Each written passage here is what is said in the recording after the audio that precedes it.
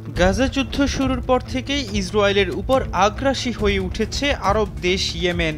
দেশটির ইরান সমর্থিত হুতি প্রশাসনের একের পর এক হামলার লক্ষ্যবস্তু হয়ে উঠেছে পশ্চিমা জাহাজগুলো। শুধু তাই নয়, ইসরায়েলগামী ও ইসরায়েলি মালিকানাধীন জাহাজের পাশাপাশি তাদের সামরিক বাহিনীর লক্ষ্যবস্তু হচ্ছে ইসরায়েলের বন্দরও। আর এসব অভিযানে গুরুত্বপূর্ণ ভূমিকা পালন করছে বিধ্বংসী সব সামুদ্রিক ড্রোন। সম্প্রতি এমনই এক ভয়ঙ্কর ড্রোন সামনে এনেছে হুতি সামরিক বাহিনী। লোহিত ও আরব সাগরে বিভিন্ন জলযান ধ্বংসে তুফান 1 নামে নতুন এক মানববিহীন নৌযান উন্মোচন করেছে হুতি গোষ্ঠী।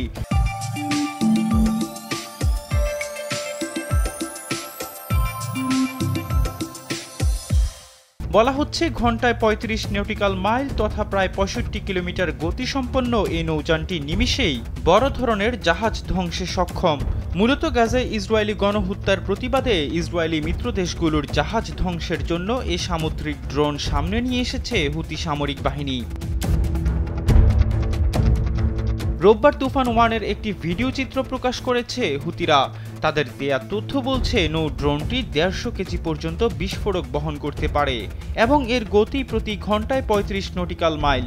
এটি ইয়েমেনের সমুদ্রের কাছাকাছি থাকা লক্ষ্যবস্তুর জন্য প্রস্তুত করা হয়েছে বলেও জানানো হয়। প্রকাশিত ভিডিওতে দেখা গেছে স্পিডবোটের মতো দেখতে তুফান 1 জলযানটি সমুদ্রে নোঙর করা একটি জাহাজে স্পর্শ করা মাত্রই জাহাজটি প্রায় পুরোটাই ধ্বংস হয়ে গিয়েছে।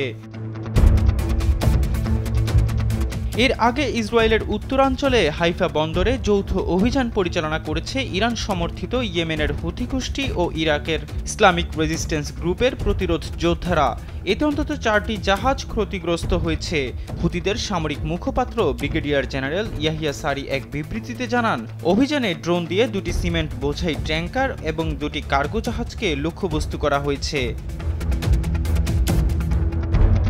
এ সময় মার্কিন রণতরী ইউএস আইজেনহাওয়ারেও হামলা চালানো হয়েছে। এছাড়া লাইবেরিয়ার পতাকাবাহী একটি জাহাজ সহ আরও 2টি পণ্যবাহী বাণিজ্যিক জাহাজে হামলা চালানো হয়েছে বলে জানায় হুতিরা। ব্রিগেডিয়ার ইয়াহিয়া সারি জানান, জাহাজগুলো এমন সব কোম্পানির ছিল যারা অধিকৃত ফিলিস্তিনের বন্দরে প্রবেশের নিষেধাজ্ঞা লঙ্ঘন করেছিল।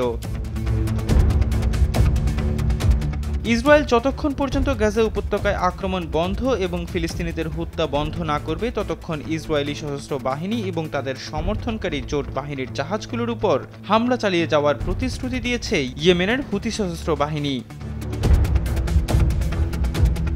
এহসান আব্দুল্লাহ, কালবেলা ডেস্ক।